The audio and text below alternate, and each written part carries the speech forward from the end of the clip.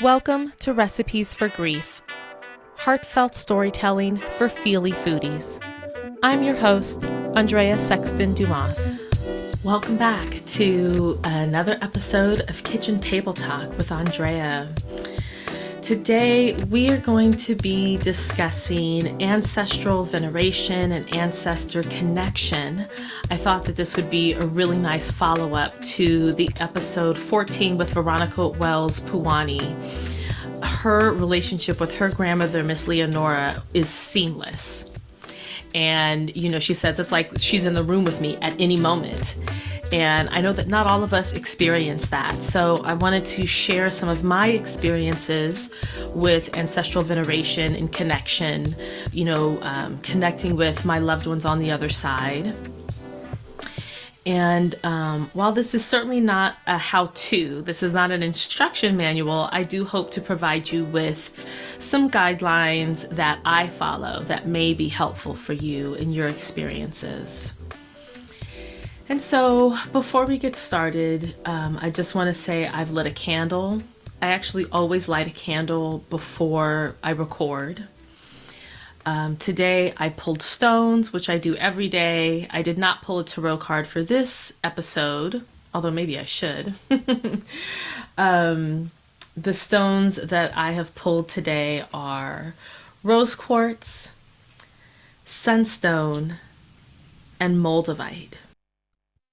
I actually just grabbed the Hoodoo Tarot deck created by Tayana Lee McQuiller. It's one of my absolute favorite decks that I have. And I'm going to pull while I record and just talk you through this because ancestral connection through divination and tarot is definitely something that you can do to receive messages from your loved ones. So I shuffle the cards. I kind of intersperse them amongst themselves 3 times. And then I'm going to knock 3 times. The purpose of knocking, as I understand it, is to kind of knock out the energy of your last reading, or even just the energy of the room. And you're just kind of clearing the deck for this present moment. You can certainly say a prayer as you are preparing the deck for your reading. The thing I love to say, especially even as I begin podcast, is let what needs to be said, and let what needs to be heard, be heard.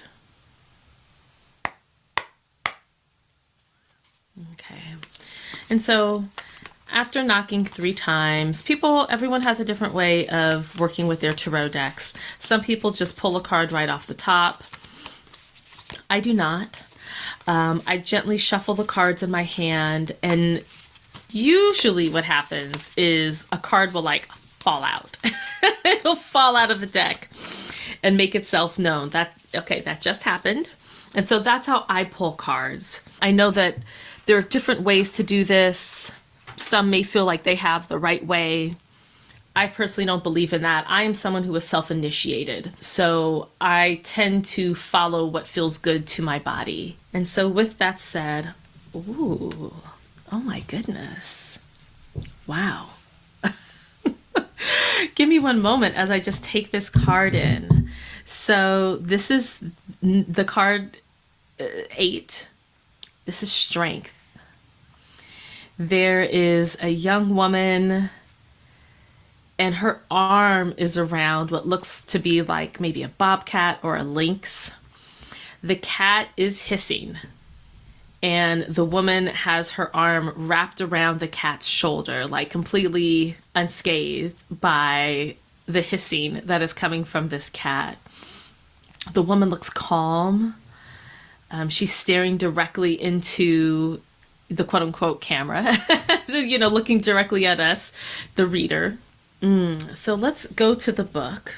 As I believe I mentioned in a previous episode, I tend to look at the card first to gather, what am I noticing? What is this card telling me?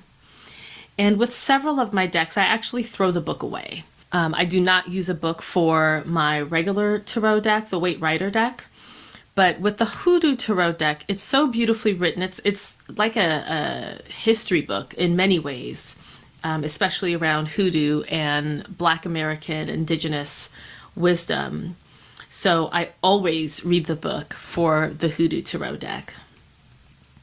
So the Strength card, I'm going to read all of it. So it starts with a Bible verse. May you be strengthened with all power according to his glorious might, and for all endurance and patience with joy. Colossians 1:11. I feel like I mispronounced that. There is also an herb attached to each card in this book. The card here has the plant chamomile, and it says, the woman poses with a powerful puma. She trusts it, and it trusts her.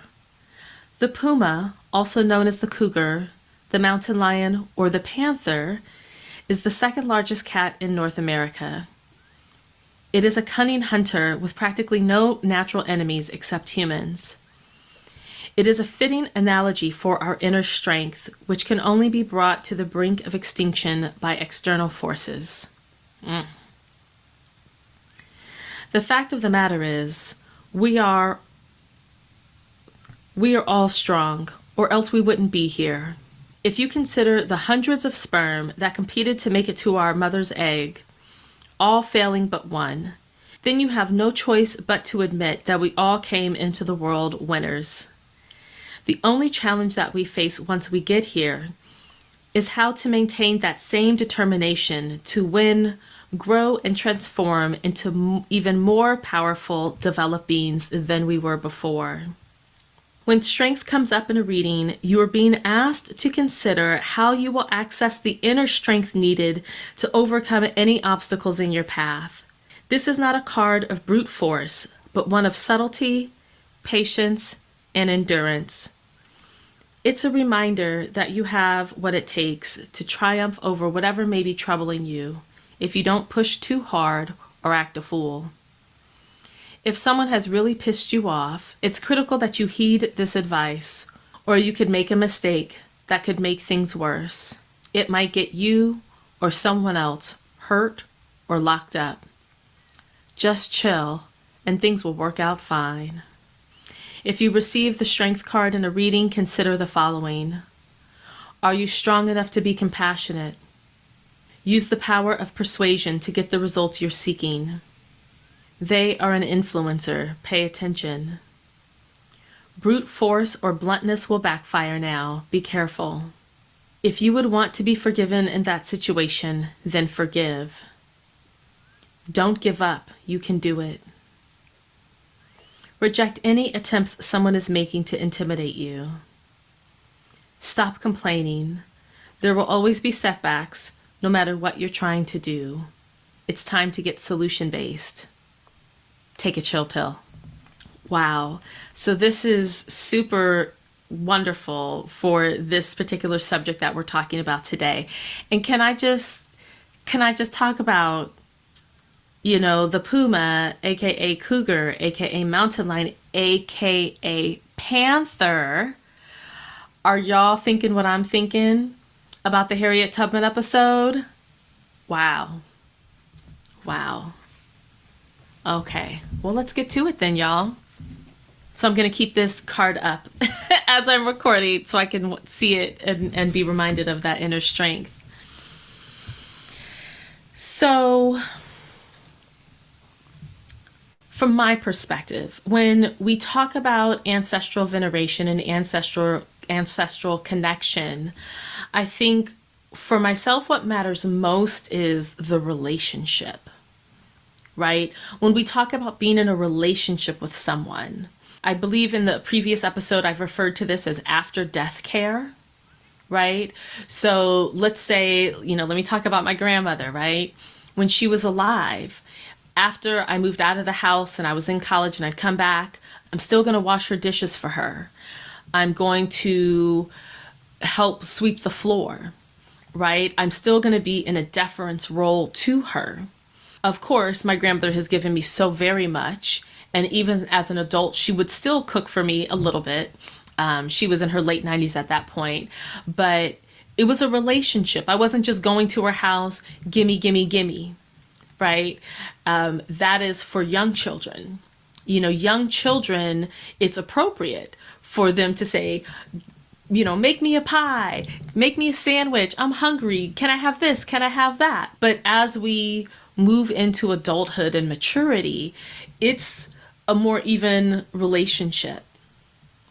And so I'm not just there to say, do things for me. I'm here to say, here, let me sweep the carpet. You rest. You have some thank you notes to write. Let me write those for you. So I'm going to be in an exchange of energy with her. And speaking for myself, I love reverence.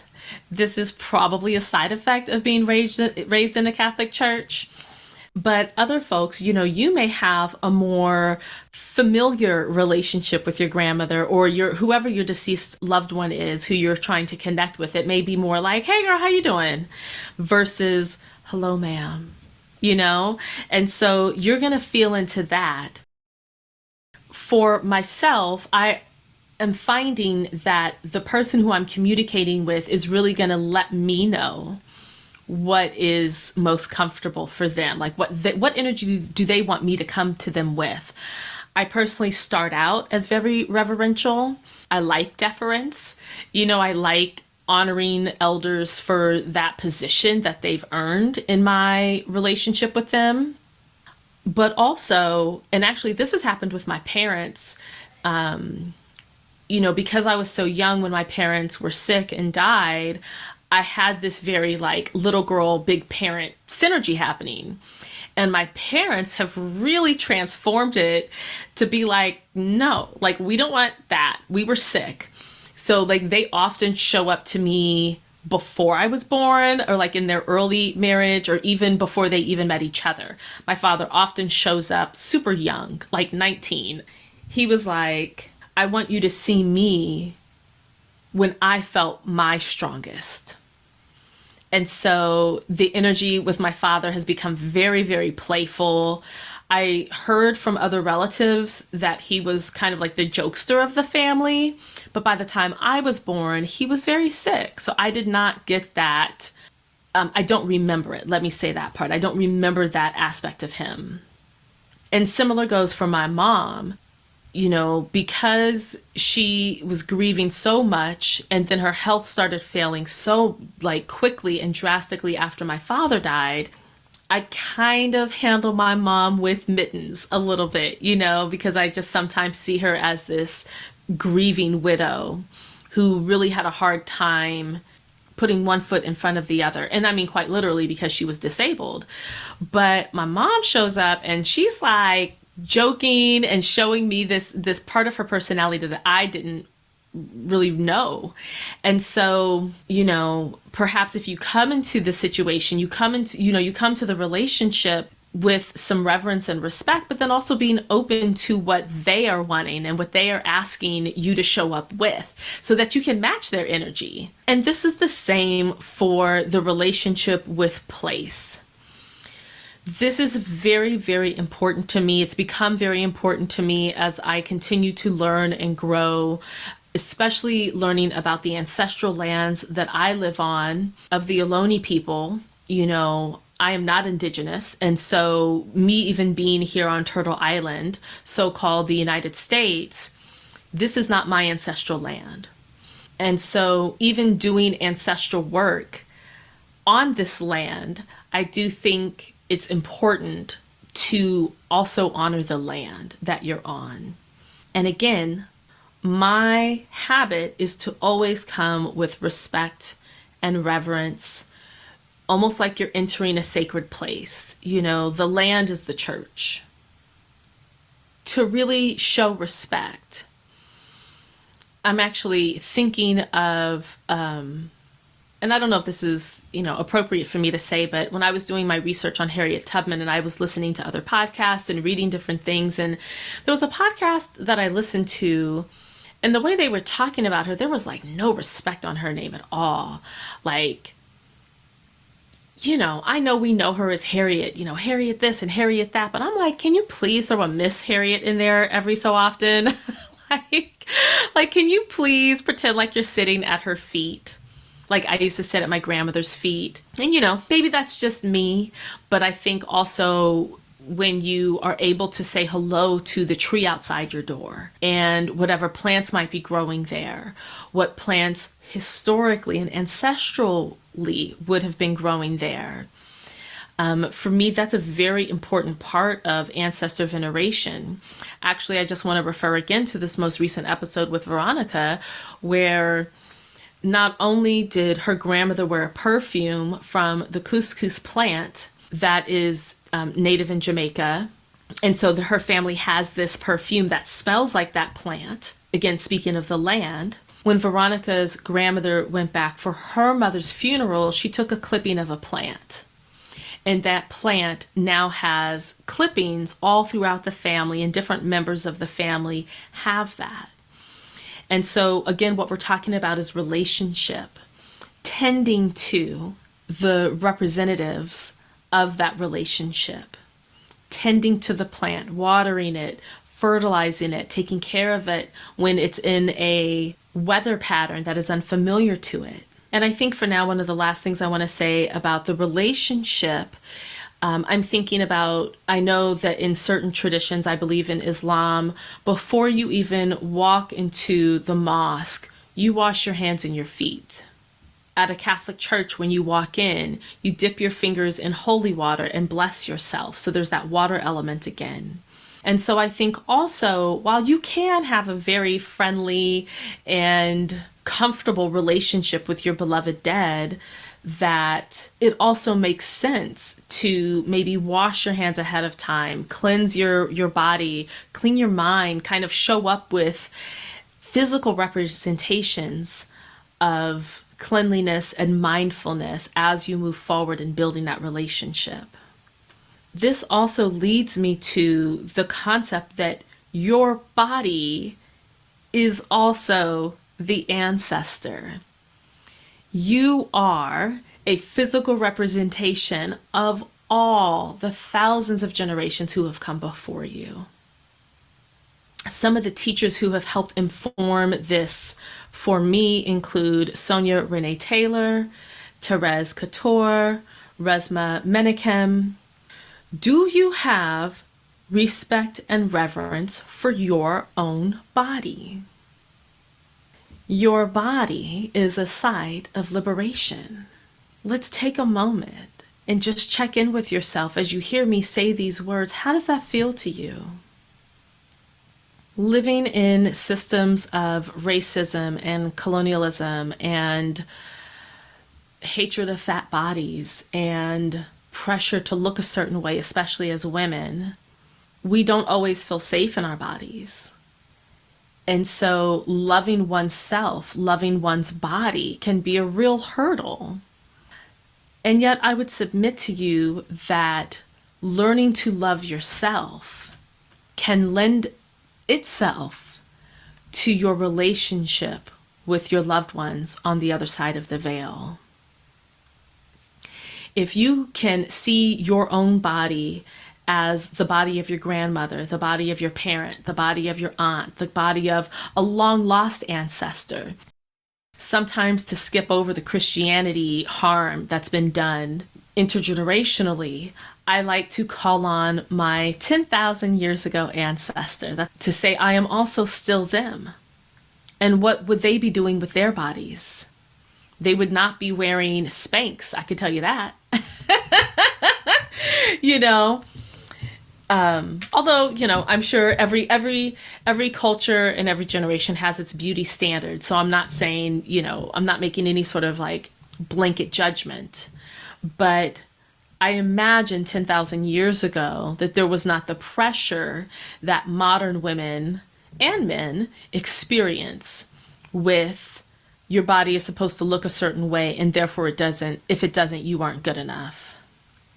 And as we discuss tending to our ancestors, as you would tend to someone in real life, those of you who are parents, you tend to your children.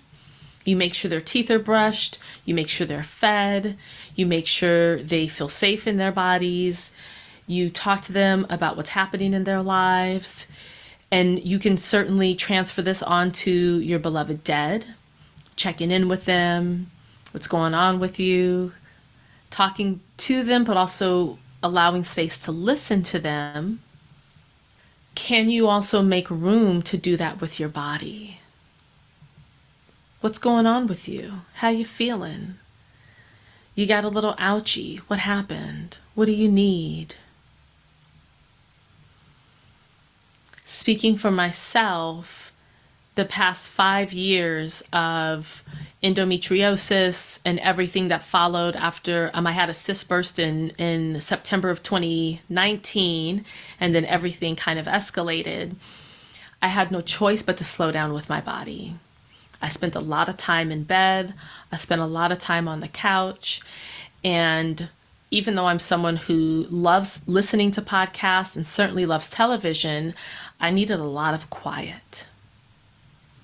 And it was in those quiet moments that my body was able to talk to me and tell me what it needed.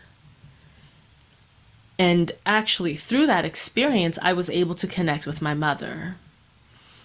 You know, the symbology of endometriosis in my uterus. I came from my mother's uterus. You know, I, as an egg, was in my mother's fallopian tubes when she was in utero with her mother, my grandmother.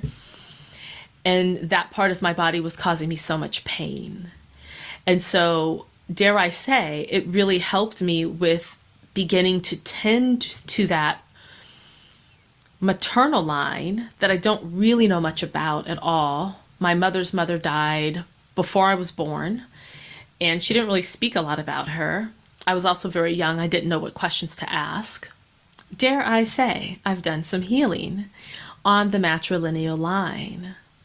And so just paying attention to your body. And I feel like always, no matter what we're talking about, please always remember the systems that we live under. Capitalism, racism, sexism, misogynoir, imperialism. The list goes on, but if you are having a hard time with your body, you can ask yourself, where did that come from? Who told me to have a hard relationship with my body? Who told me to judge myself this way? And also, let me just say for the record, like having a podcast, I record myself on Zoom. I'm literally watching myself recording. I know many of us don't like the sound of our own voice. We don't like to see ourselves on camera. And this creative venture for me of creating a podcast has really kind of forced me to get over myself. You know, it's like you have to look at yourself. You have to listen to yourself. You have to make sure that what you're putting out there is what you want to put out there. My eyes just went to the card. Strength. Inner strength. Don't let these systems harm you any more than they already are. Don't give them that power. You take your power back. So let's talk about power. Where do you get your power from? So I referenced this in the episodes about the roles, the milk line roles. It is said that we have 3 ancestral lines. We have the milk line, the bloodline, and the storyline. Unfortunately, I cannot locate who came up with this. And so if anyone knows where this originated from, let me know. But I kind of metabolize it for myself now. So your bloodline, let's start with the most obvious. It's your biological people who you come from. Not everyone knows their biological family, but your body is them, right? So, and I'm certainly not well versed in adoption or even the foster system, so I don't want to say too much and speak out of line. I do not want to be insensitive, but I do just want to honor that you don't have to be in relationship with your bloodline to have a relationship with your bloodline if that is what you choose for yourself. Because perhaps that hasn't been chosen for you already. with the bloodline, it's interesting. As I mentioned, I don't really know my mother's people that well. Even the ones who are alive today, I'm not really in relationship with anyone. I have one cousin who I do text a couple times a year, a few times a year, and they're very sweet texts, but that's about it. I have a bunch of cousins, but they're like white, like Iowa white. And I really I say this with love. My mom is white, and they did not mix historically. Like they're real white. And sometimes that causes a little bit of trepidation in me because for example, my mother was estranged from her brother. And as a child, I used to call him on the phone. I'd leave voice messages and I would be like, hey, it's your niece, call me. Because on my father's side, my day-to-day was filled with my cousins and my aunts and my uncles and my neighbors and the church people. I had such a warm and loving community as a child from my father's side of the family. I just assumed that my mother's side would also want that. But they don't move like that. My uncle never called me back. I've met him 3 times. I don't know if we're going to talk about him today. That might be a conversation for a different day. But I say all that to say the relationship with my mother's people is just distant to non-existent. And through the past 5 years with the matrilineal healing that I've been doing through endometriosis and infertility and subsequent hysterectomy, I've been working on a relationship with my mother's people. So a few months ago, I read a book, Take Back the Magic by Perdita Finn. There's actually going to be a whole list of authors and books that have helped me along my journey. So do look for that on the episode page of your podcast player. But this specific book, Take Back the Magic, I heard the author on 2 separate podcasts within a day of each other, and then I immediately got the book, told everyone I know about it, and just recently hosted a book chat in my home about this book. So it's had a very strong impression on me. She is saying in this book so many of the things that so many of us are picking up on already. So I'm in the middle of reading this book. I'm at work, and I get a notification on my phone from my Ancestry.com account that there's a new hint about a particular ancestor. I'm like, okay, cool. That's not uncommon. So I log into my Ancestry.com account, and the hint that had been provided for me was about a document called the Protestation Returns of 1641 and 1642. It is a list of English males over the age of 18 who took or did not take an oath of allegiance to, quote, live and die for the true Protestant religion, the liberties and rights of subjects, and the privilege of parliaments, end quote. Now, this gentleman is my 10th great-grandfather, John Mark. Obviously, I haven't really, seen him personally, but now I have this key information and he did sign this document, which means he's a fighter. Like, he literally said, I will lay down my life to make sure Catholicism does not come to Cornwall. Wow. So, I'm taking all of this in. A lot of the documents and the hints that Ancestry.com provides are just more so like wedding records and birth certificates, baptismal records, and that sort of thing. So this was like a really interesting part of the puzzle that I had not had any idea about. And it gave me an insight into the history of my family. Haven't always been Catholic, right? Not every line was always Catholic all the time, obviously, but specifically speaking on my mother's side, the white side. And not only was he not Catholic, but he said, I will fight until I die to make sure we're not Catholic. Well, okay. I think he was about 14 years old when he signed this document, by the way. So I'm at work, working, kind of, and I'm thinking about this gentleman, John Mark. I'm thinking about Cornwall, I'm thinking about Protestants, I'm thinking about Catholicism. I'm just thinking about all of this and kind of letting it marinate throughout the day. That evening, when I leave work, I'm walking with my dog before we get into the car. Choo Choo definitely comes to work with me every day. And I kid you not, I find a copper anklet on the ground. Now, I am notorious for finding things on the ground. It happens all the time. And I already wear copper bracelets most days. But to find a copper anklet made in the same fashion of my bracelets was, it's not a penny. I normally just find pennies, but it's like, whoa, like a whole anklet? Wow. One of the things I also know from my research about Cornwall over the years is that it's a mining town. It's a mining area. The gentlemen were miners for many, many generations. And it supplied a lot of the metals to the church, especially tin, I believe. I believe that tin was one of the main metals there. Just for funsies, let's talk about alchemy real quick, because I do believe that that's a part of what we're speaking about, is taking one thing and transforming it into something else. Copper and tin make brass. So copper can be a softer metal.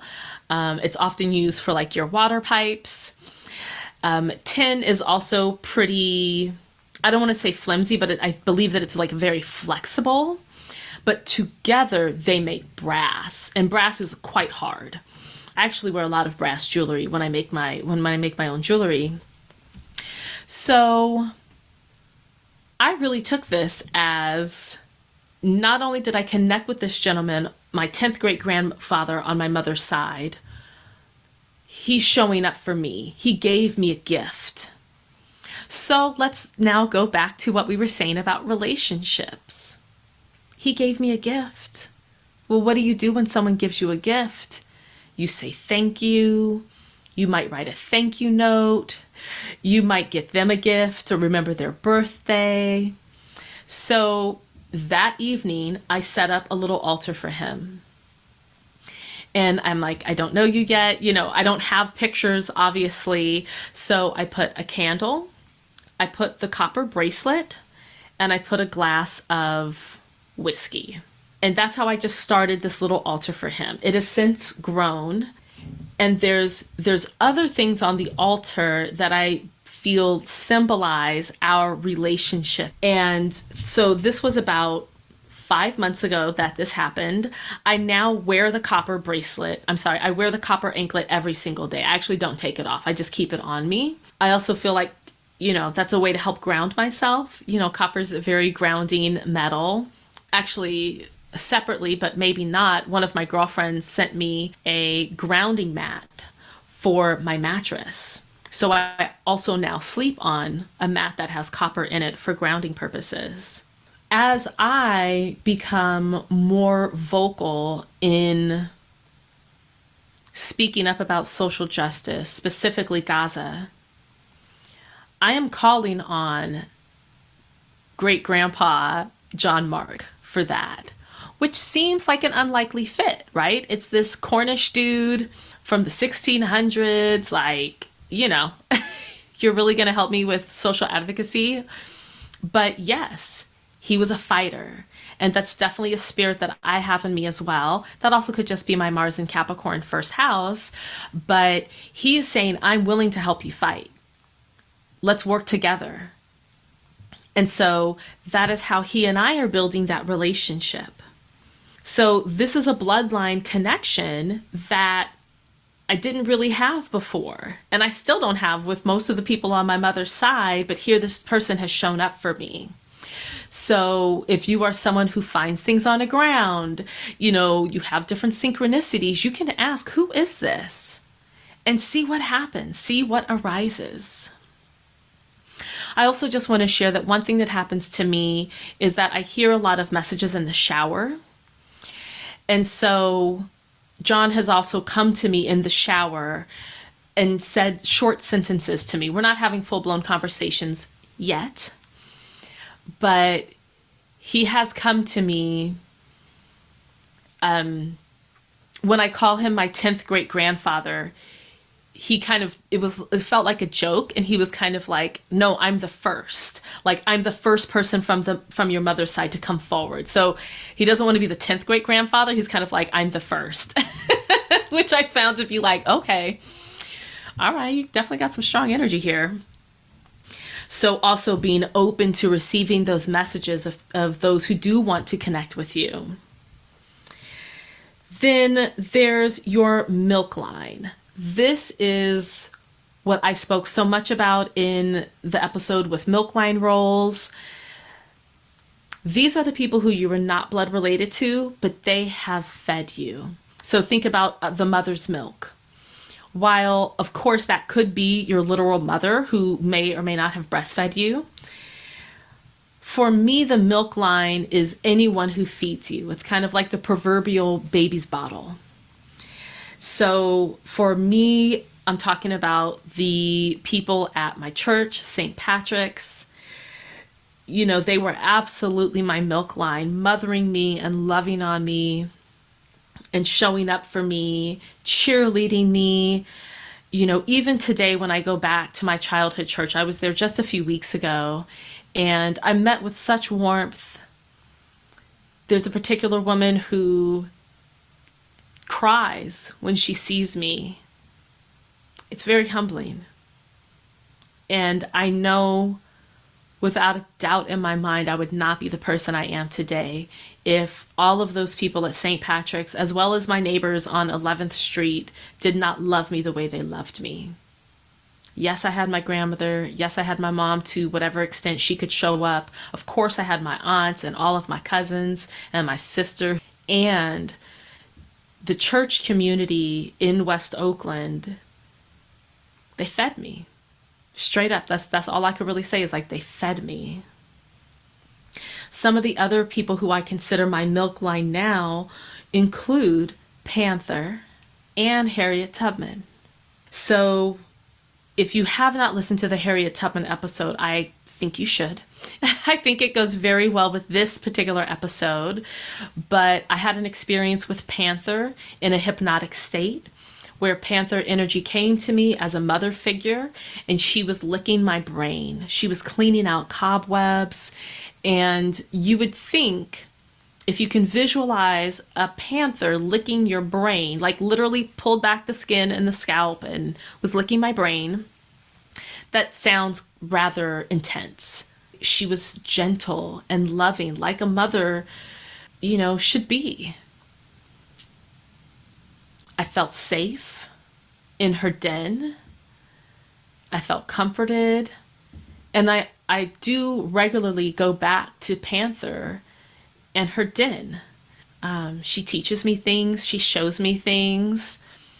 And so that's a real relationship, Mother Panther, for me. And that's what I would identify as the milk line. And Harriet Tubman as well. She's teaching me so many things from her life experiences and the way that she showed up, and especially regarding freedom, right? What can I do? And as someone who is highly intuitive and psychic, there I said it, still makes me nervous to say, but like Harriet Tubman used her psychic abilities to get free and to free others. And if that's not the purpose of psychic ability, I don't know what it is. So that is a very strong presence in my life.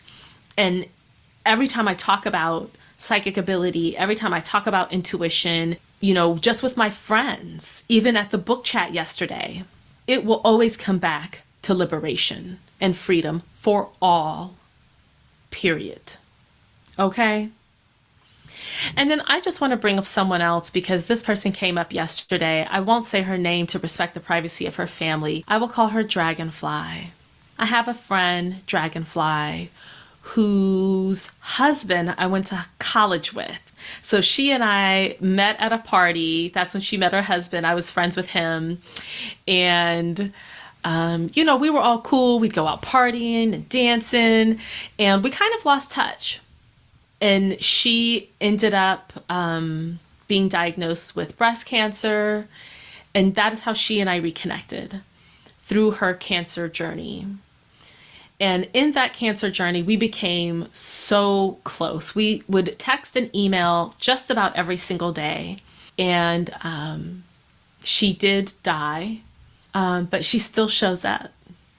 She still shows up. And so Dragonfly is absolutely, even though she's an equal and a friend, she is absolutely a milk line ancestor for me through the veil. So, you know, the milk line are these people who are feeding you and tending to you, who you're not necessarily blood related to. And then lastly, there's the storyline. The storyline are the myths that speak to you.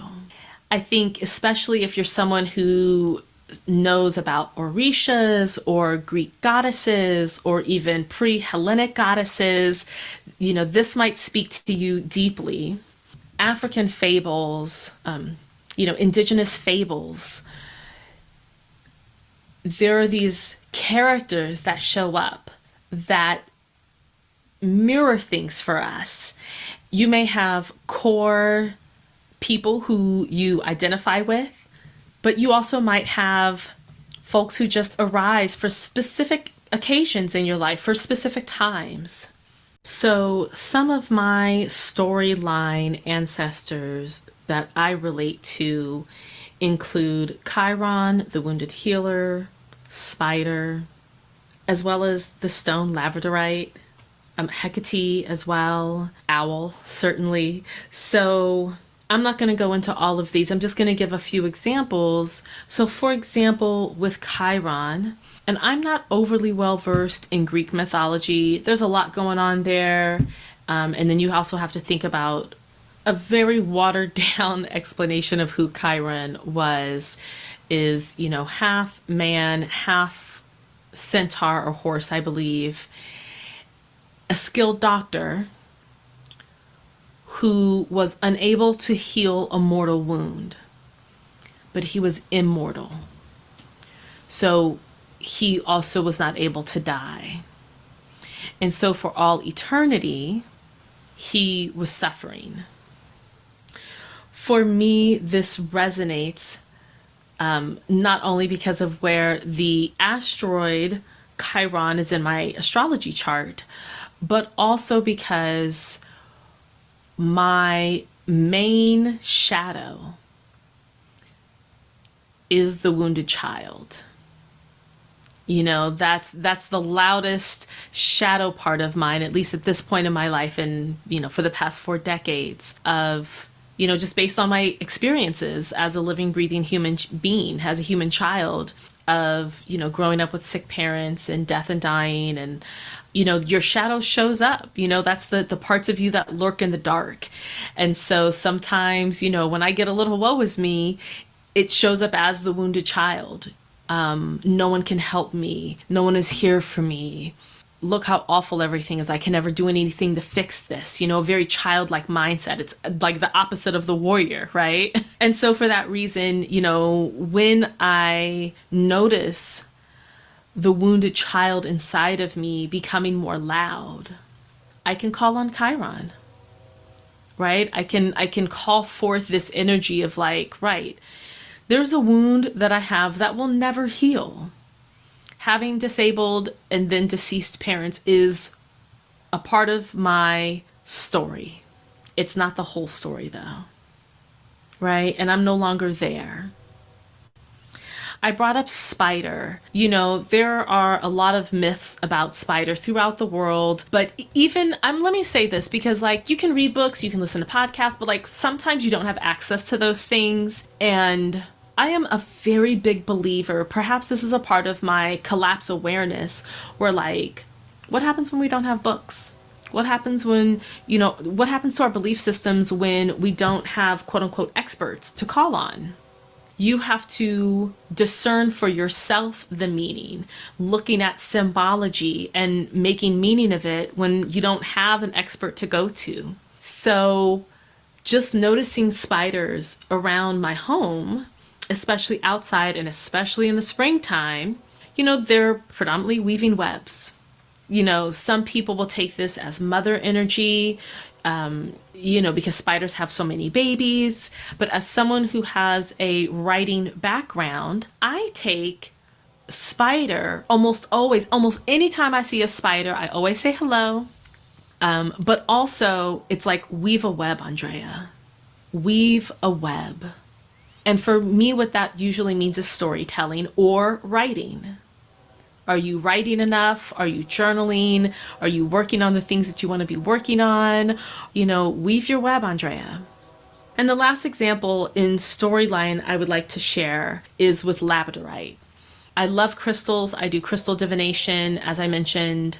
And labradorite is, it's my psychic stone, right? And let me just, before I even tell you, the mythology behind labradorite, let me just tell you how I came to know labradorite as my psychic stone. When I was first learning about crystals and becoming familiar with them and reading about them, I had purchased a piece of labradorite, gotten home, and forgot the name promptly.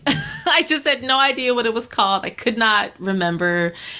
So I remember I was sitting in my grandmother's rocking chair that I have, and I'm thinking about it. I'm holding the stone. I'm like, what is your name? What is your name? Who are you? Tell me. And I was getting a little bit frustrated because it was not coming to me. And I have a couple different crystal, encyclopedias or crystal books. So I'm looking through the one I had at that time, and I figured I'll find it eventually. Like, I'll find the photo of the stone, and that's how I'll know. And I don't know how long I was sitting there doing this, but it was long enough, and I just could not figure it out. And I said, you know what? I got to get up. I got to carry on with my day. Just one more time. And I opened the book just to a random page. Bam, labradorite. And immediately, even before I read the page. So again, we can have all the reference books in the world. We can know what the experts say. But ultimately, I do hope we rely on our own intuition and our own understanding of things. So if I'm asking, what is this? And I open up to the page of it randomly, well, to me, that was a psychic moment. I was led to that page to learn more about that stone. So that's how I first said, oh, labradorite is my psychic stone. And then, of course, then I read about it, and, it is a very magical stone. But the myth I heard is, the Northern Lights, the aurora. So, in the way Northern Hemisphere, you'll have these, is it called borealis? Yeah, aurora borealis, that light up the sky, these patterns of lights and rays and spirals and flickers. I mean, it just looks amazing and fantastic. And so I read this story, and I don't remember where I read this, unfortunately, but was that the aurora borealis was happening in the night sky, and the creator grabbed some of it and threw it to the ground so that humans would have that energy embedded here on Earth. So when I work with labradorite, I'm also calling forth the magical visuals and what that might represent from aurora borealis. And so in that way, labradorite is one of the ancestors in my storyline that I deeply connect with. It must be said, amber is also another, that is my signature stone. The way that I understand amber is the brilliance of the sun grounded in the blood of a tree. And that really, really, really speaks to me. And so as we kind of gather all of these ideas of the bloodline and the milk line and the storyline and who are these ancestors and loved ones who we are wanting to connect with, again, I'm going to come back to relationship, offerings, altars. Do you have an altar in your home? How many? I have several. I have my main altar. I have the newer altar that I've created for John Mark and the other relatives that I associate with that relationship that he and I are building. I make impromptu altars. I have one on my recording desk that is specifically for leadership. When I record, when I'm hosting things on Zoom, Candle Hour, and the like. And so, these altars are a special place, a sacred place. And in fact, I brought up my friend Dragonfly. It was for her that I created my first intentional altar.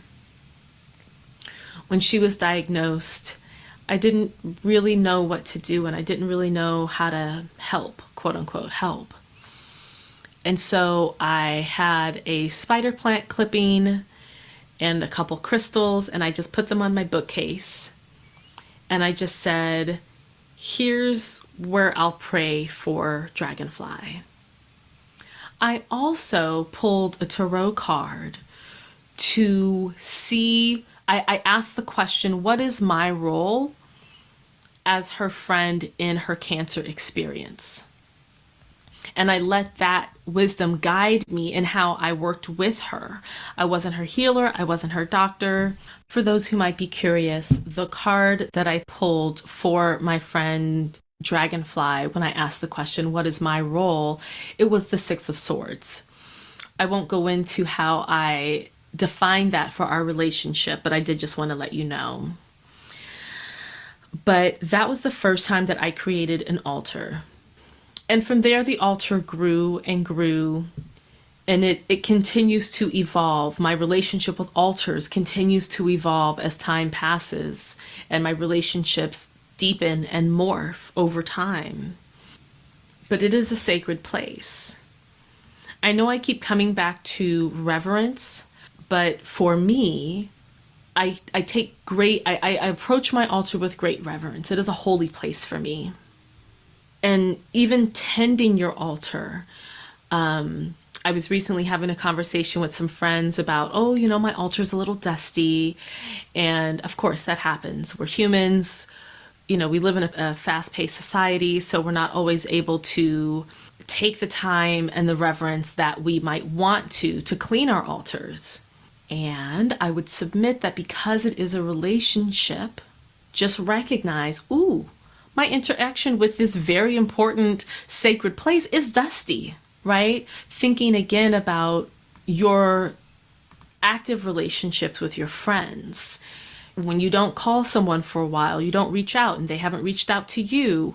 Or maybe they have reached out to you and they've texted you 3-4 times over the past 6 months and you're not really responding. Or maybe you're responding with 1-word answers. It's that's a dusty friendship. You're not doing your part. They're doing their part. You're not doing your part. So that's kind of how I see my altar, as a physical representation of the relationship. And I absolutely make offerings. Right? So, you may have the tradition of leaving out food on particular days. You may make plates. Some people I know will pour their first cup of coffee in the morning and actually leave that out as an offering for the deity that they are in relationship with. You might give the best cut of meat to your ancestor as an offering, and then later put it outside so that the more than human can enjoy that. There are suggestions for things that you should have on your altar. Water to represent emotion and a candle to represent fire. And, there are these, I won't call them rules and regulations, but gentle guidelines. While I do certainly follow some of those, I also use my intuition to build whatever altar I'm working on in the way that feels present and true, as well as aspirational. As I've mentioned, sometimes I find things on the ground, so often I will keep those things for myself, but if I find something really valuable, like a $10 bill, which happened kind of recently, I actually put that $10 bill on my altar, and it's going to stay there. I will never take that off. I have levels to my altar, which maybe we can talk about at a different time. But that $10 is for them because it's something that's valuable to me. So that's a sacrifice. We hear about sacrifices about, like, when there's a sacred visitor, a community will kill an animal. And, you may not always eat animal like goat or cow or pig, but you're going to slaughter the animal as a sacrifice to honor this honored guest that has come to your village. We hear about this with the Aztecs, that they might sacrifice virgins. I actually read something recently that said, if you view capitalism as a religion, we sacrifice more than anyone. We're literally throwing people into the fire for this religion that we hold. On a smaller scale with your altar, though, consider giving something really valuable as an offering, as a gift to your loved ones, which, coming from a scarcity culture, can be really difficult to think about like that, right? Like, oh, but I want this, I need this, and it's like, but can I give this as a sacrifice? I actually consider my hysterectomy an ancestral sacrifice, an offering. I have given my uterus back to those who gave it to me, and I think I'm still understanding what that might mean. But they have given me life. They give me guidance, and for the pain that my uteral space has held, and I had the blessing of pharmaceuticals and over-the-counter medications and hot water pads and being able to take time off work. And I'm not a parent. I know, there are parents who have, there are mothers who have endometriosis and have to parent in great pain. There are people who can't take time off work, can't take time off school, even though they can barely walk. And so when I think about, again, like that wounded child, like, woe is me, I'm having all this pain, like life sucks. And it's like, girl, you better count your blessings. Yes, you're wounded. Yes, it hurts. Absolutely, that is true, but you are not a helpless child. Look at all of the help you have around you and be grateful for that. Perhaps women in the past had to heat up stones as instead of a hot water pad, right? Maybe you just warmed stones over the fire and then maybe wrapped it in cloth to protect your skin, but also to apply heat. Well, stones are heavy. I'm laying in my bed with my hot water pack. I don't got to go nowhere. So I've been given many blessings, even through the light of this very painful experience that I was having. And it can always come back. So, who knows what the future holds. And so, yeah, my uterus is an offering. It is valuable to me. And please, you take it. My uterus is now on the other side. And in fact, let me share a poem I wrote about this. Disclaimer, I feel like I'm still working on this poem. Of course, I don't know that poetry is ever complete, but I'm actively still workshopping this poem. 4 mothers. Earth, air, fire, and more air. Dorothy had a tornado, but I had a fire windstorm. It's taken me decades to say out loud, too dry, too harsh, need water, and framework with steel beams. Calm the dust, nourish the soil, allow new growth. But now that I've said it, please take this uterus. I don't need it. Let your tears pour through it. It's yours now. The Tin Man needed a heart, but I am all heart. Blood, tears, Scars, I am alive, and I am begging you, please, teach me to be the mother that you were denied to be. And with no uterus at all, I will mother anyone who needs heart.